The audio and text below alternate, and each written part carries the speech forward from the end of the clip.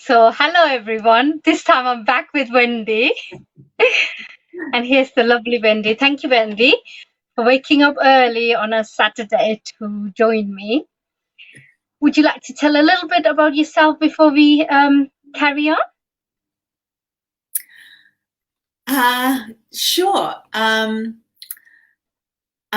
the context of well, just generally, I live in Australia. I'm on the East Coast, and I live with my partner of about 25 years and our 20-year-old daughter. And Yes, he's a merchant seaman, so he's often not here. He works away at sea. I have a dog and a cat and a lizard, and yeah, I'm sure more will come out as we go along. And you often tell me about seeing whales when you go on your morning walk. Yes, yeah, whales, turtles, yeah, dolphins. Thank you, Wendy. So, what I'm going to do is I'm going to talk a little bit about what we're doing, and then Wendy will talk a little bit about the listening circle. So, some of you know that I work in Chrysalis, which is a specialist clinic for trauma and attachment. And my work there involved working with parents as well. But outside that, in my private practice, I work with adult clients, and most of my clients are trauma survivors because of that being my specialism. And during that work, through both work, what I noticed was that how when parents had their own trauma, how that come in the way of being the sort of parent you really want to be. Deep down at the core, you want to be a certain type of parent, but because of your own triggers, that's not always possible. So that was something I have been really passionate about anyway, personally. But during lockdown, that really gave me a great opportunity to spend the extra time focusing on something. So I know Wendy is great with parents, so I thought I'm going to start a program around helping parents with who have experienced trauma, and ask Wendy because I know Wendy does something called listening partnership, which we'll talk about in a bit. I thought that Wendy could bring that skill in, and we could do a session where part of the session is where I bring in psychoeducation and therapeutic reflective writing practices. And Wendy will then have the listening circle based on what happened in the first hour. People have an option in the listening circle to share that. And I just think that that's really important because often there's a lot of judgment around parents' behavior towards their children. There are a lot of judgment about why do parents behave in a certain way. We don't know their background. Often simple things like a parent not being connected to their child, struggling to connect with them, struggling to play with them, or positively engage with them, can come from a place of trauma. And sometimes the trauma is obvious if it's, say, violence and abuse, but it's not always that obvious, especially if there have been childhood neglect in their own, childhood emotional neglect in their own life. Another thing is also the attachment style. They might have an insecure attachment style growing up where the parents were not really positively engaged with them. So often they don't really know how to engage because that's too painful. It's triggering their own memories of when they were children. So I thought, it would be really useful to work with parents around their own wounds in order to have a positive impact on their relationship with their children. So it was kind of two in one, they're working on themselves, they're healing their own past trauma, but at the same time, that had a positive ripple effect in terms of their relationship with their children and how they were parenting. So that's what we did in the 6 weeks program. So the first hour, like kind of briefly put, the first hour was run by myself, and the second 1 hour was by Wendy doing the listening circle. Some of the work was somatic approaches to healing, where we looked at what was going on in your body, after doing some therapeutic work in the session, going back to your own childhood experiences. Part of the work was to really focusing on what's happening on a body-based level. And then people had an opportunity to even share that in the listening circle. Another part was inner child work, also called part work sometimes. I was integrating elements from internal family system, which Wendy is familiar with as well. Some elements of EMDR was also used, really minimal. So one of the things we looked at in psychoeducation was like triggers, subconscious parts of one's own childhood trauma.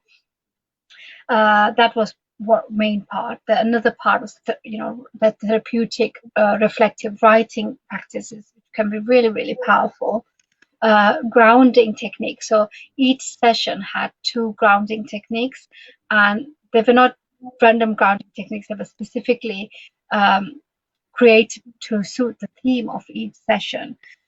And then obviously the element of listening circle. So Wendy is going to, so that I just want to give a brief background about how the parenting program is. So that is elements of that we will be offering in the session as part of the membership package. So Wendy, would you like to tell a little bit about your own, experience as parent, and your own like experience with the listening partnership, and also like an introduction about what it is, because I know you and I know, but not many people might not even know what it is.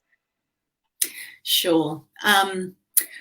So I think I'll go back a bit and say that in my late teens, early 20s, I'd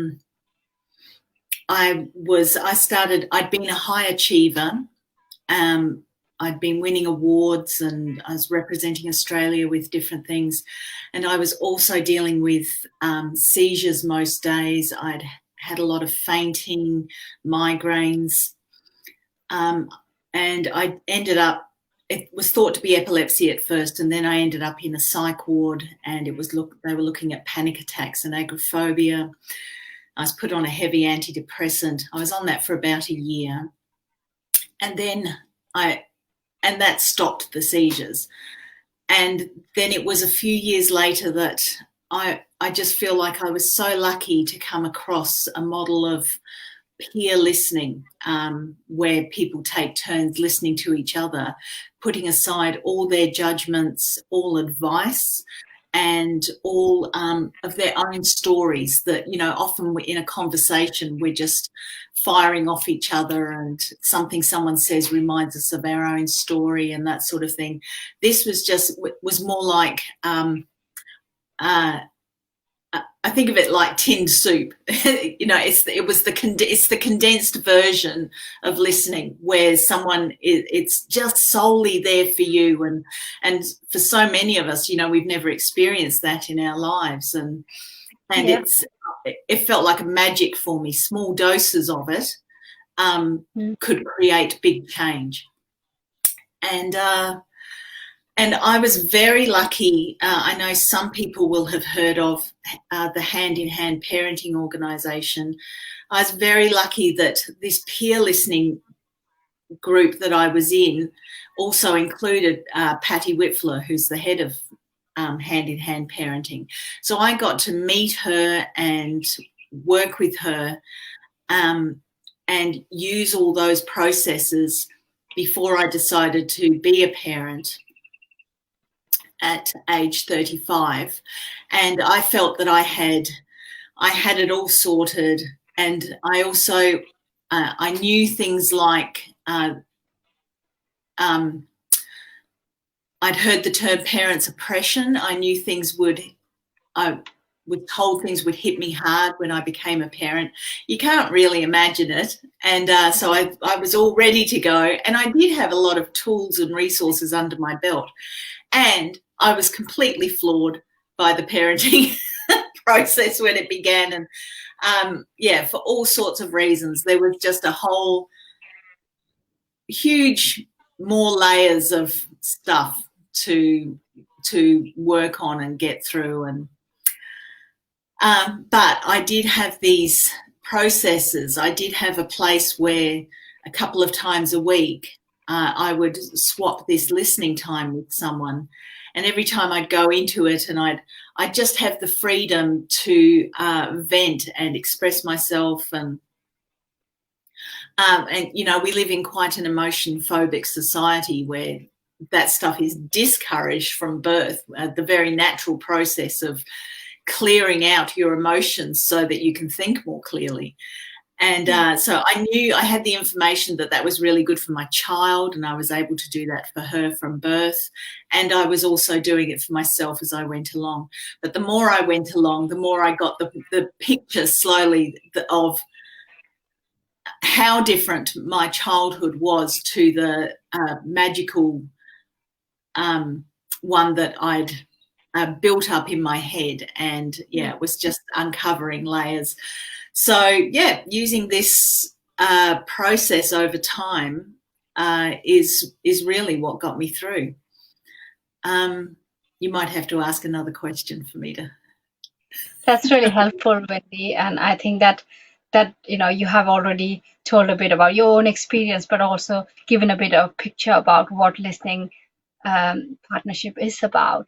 Is there any certain kind of expectations of what it entails, a listening partnership? Well, I guess it's different. There's two different things with the groups that I lead, and this is everyone. I'm asking everyone to do the same thing who participates. While one person is talking, they have the floor. No one interrupts. I'm doing the main listening because that really works well, especially on an online setup. And but everyone else is also attempting to see that person as their innate good self that they came into this world as, that is still there and untouched. That is how we're deciding to see this person. And so we're seeing their goodness. We're not offering advice. We're trusting that them releasing any emotions that are there or getting to be heard, to talk freely and to feel really heard, will allow their own brains, their own intelligence to come to decisions for themselves. And so judging anything they're saying either. We come from the framework that everything that a person says has been absolutely to the best of their ability in the circumstances they find themselves in to get themselves to where they are today. And the thing is, I remember someone in one of our groups said, you know, they thought, oh, what can happen in 10 minutes? You know, because everyone often has 10 minutes each. So if there's 6 people, that can be an hour of your 10 minutes of talking and the rest of the time listening to everyone else. And the thing is, we can't imagine it because we don't see it anywhere else in our lives. But there is a certain, so it feels like magic.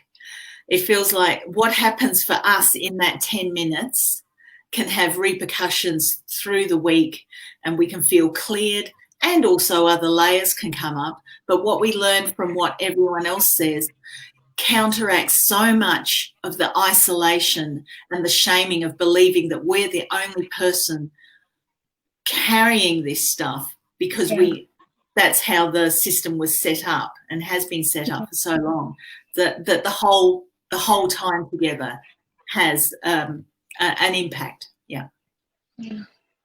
And also for people who are trauma survivors, majority of life, or specifically when the trauma occurred, they probably felt very alone and very abandoned and were dealing with all that on their own.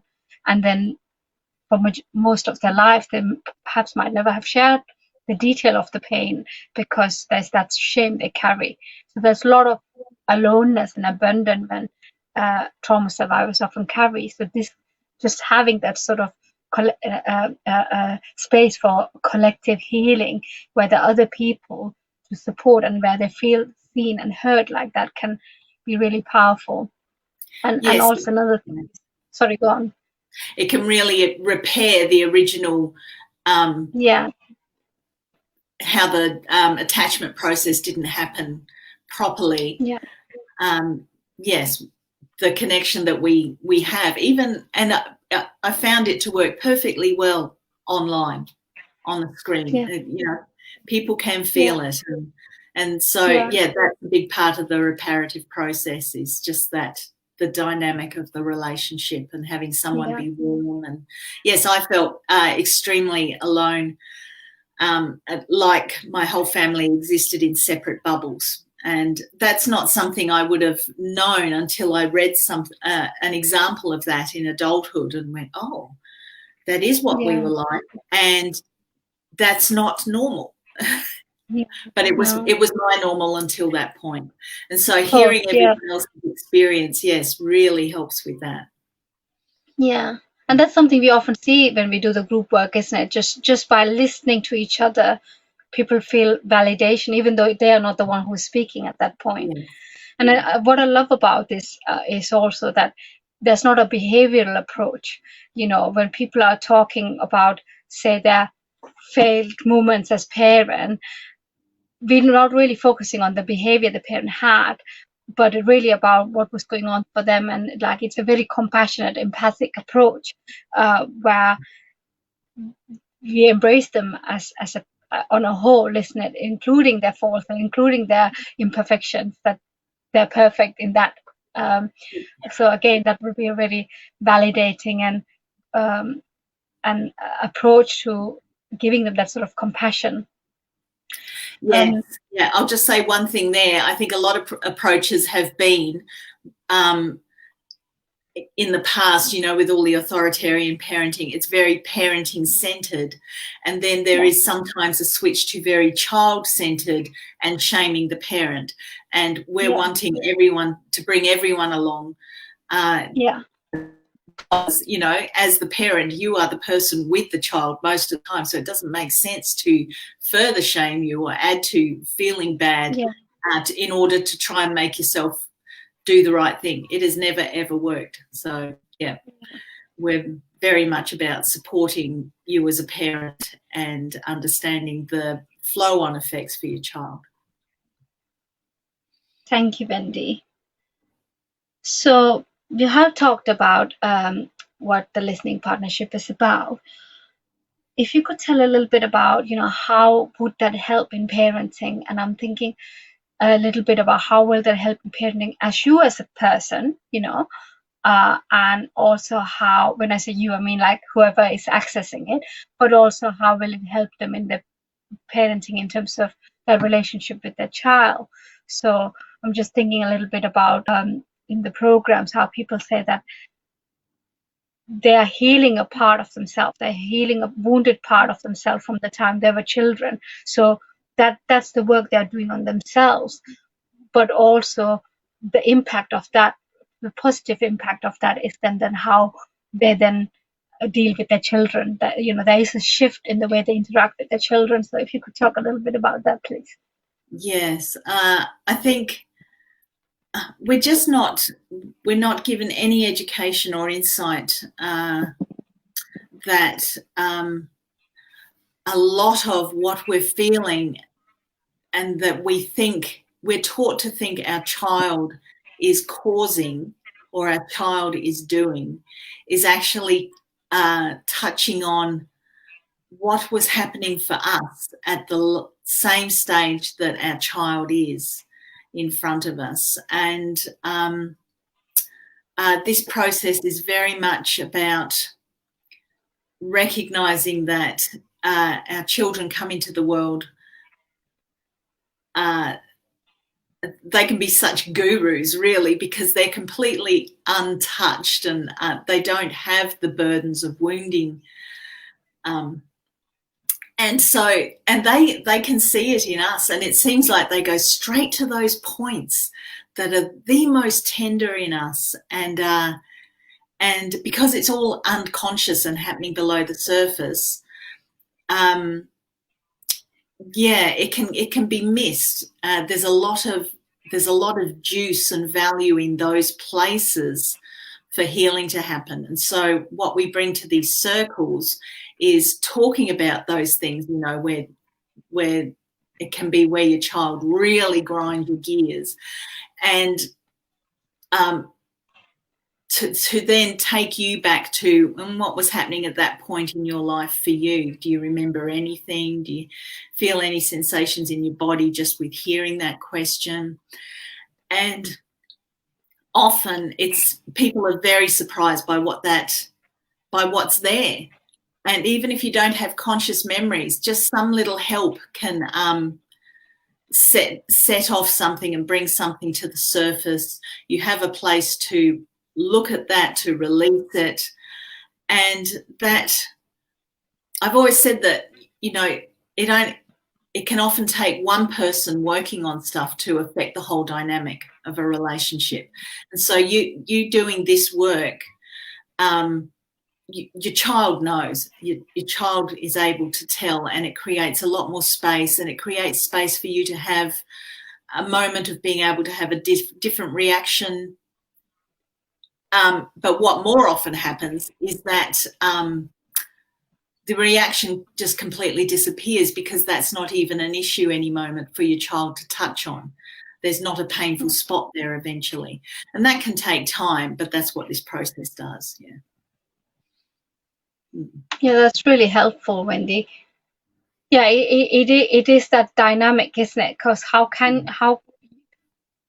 we are going to either consciously or unconsciously bring some out of our traumas out in our relationship with our children, isn't it? And I think the listening circle is particularly useful when we don't have inside awareness of that, especially if you know, it might have happened when we were very young.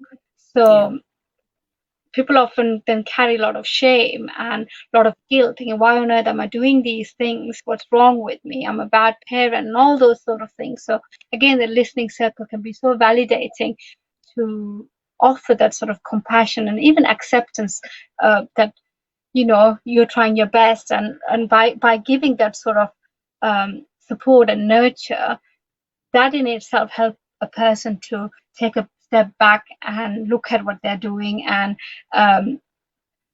changing their behavior to become more, you know, more conscious when they're interacting with their children, more attached, because they're receiving that nurture. It's like what you said earlier about the attachment. You know, by doing this sort of work already, that there's a repair there, and because there's a repair, that it causes a ripple effect, is in a positive way with the children. Yes, and I love that we're living examples of how this works, and we both know through experience and by using this process the effect of it and the difference that it makes.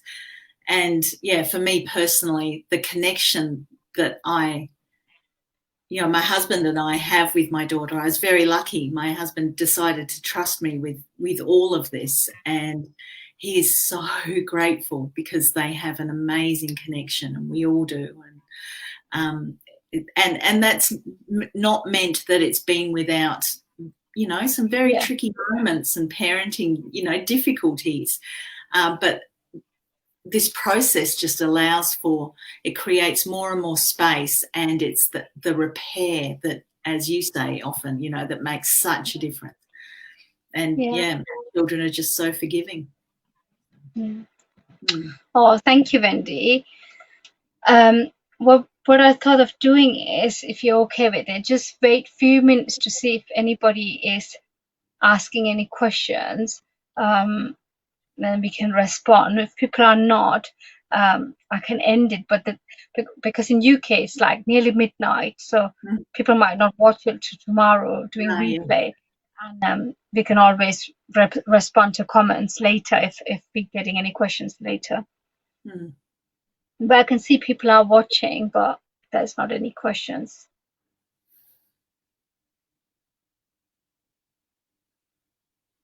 Yeah, no questions are coming through.